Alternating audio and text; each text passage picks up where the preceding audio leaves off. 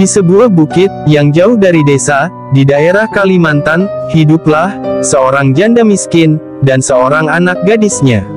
Anak gadis janda itu sangat cantik jelita. Namun sayang, ia mempunyai perilaku yang amat buruk. Gadis itu amat pemalas, tak pernah membantu ibunya melakukan pekerjaan rumah. Kerjanya hanya bersolek setiap hari. Selain pemalas, anak gadis itu sikapnya manja sekali. Segala permintaannya harus dituruti. Setiap kali ia meminta sesuatu kepada ibunya harus dikabulkan, tanpa memperdulikan keadaan ibunya yang miskin. Setiap hari harus membanting tulang mencari sesuap nasi.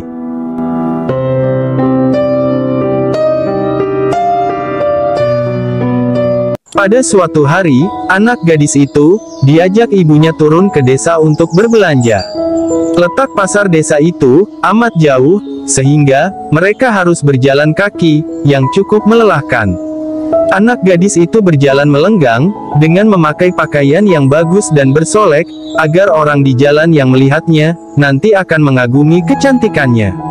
Sementara ibunya berjalan di belakang sambil membawa keranjang dengan pakaian sangat dekil.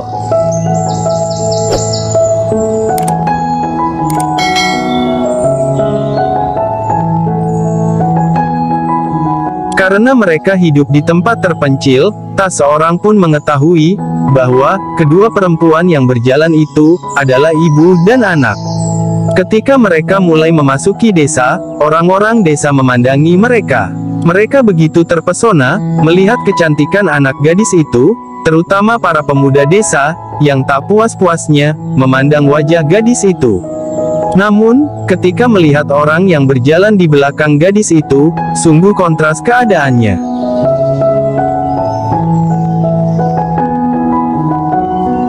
Hal itu membuat orang bertanya-tanya. Di antara orang yang melihatnya itu, seorang pemuda mendekati dan bertanya kepada gadis itu, "Hai, gadis cantik, apakah yang berjalan di belakang itu ibumu?" Namun, apa jawaban anak gadis itu? "Bukan," katanya dengan angkuh. "Ia adalah pembantuku." Kedua ibu dan anak itu kemudian meneruskan perjalanan. Tak seberapa jauh, mendekati lagi seorang pemuda dan bertanya kepada anak gadis itu, "Hai, manis, apakah yang berjalan di belakangmu itu ibumu?" "Bukan, bukan," jawab gadis itu dengan mendongakkan kepalanya. "Ia adalah budak." Begitulah, setiap gadis itu bertemu dengan seseorang di sepanjang jalan yang menanyakan perihal ibunya, selalu jawabannya itu. Ibunya diperlakukan sebagai pembantu atau budaknya. Pada mulanya, mendengar jawaban putrinya yang durhaka, jika ditanya orang, si ibu masih dapat menahan diri. Namun, setelah berulang kali didengar jawabannya sama, dan yang amat menyakitkan hati, akhirnya si ibu yang malang itu tak dapat menahan diri. Si ibu berdoa, "Ya Tuhan, hamba tak kuat menahan hinaan ini. Anak kandung hamba begitu teganya memperlakukan diri hamba sedemikian rupa.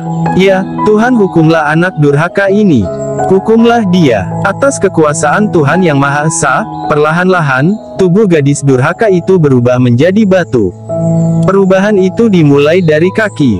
Ketika perubahan itu telah mencapai setengah badan, anak gadis itu menangis, memohon ampun kepada ibunya. "Oh, ibu, ibu, ampunilah saya, ampunilah kedurhakaan anakmu selama ini. Ibu, ampunilah anakmu."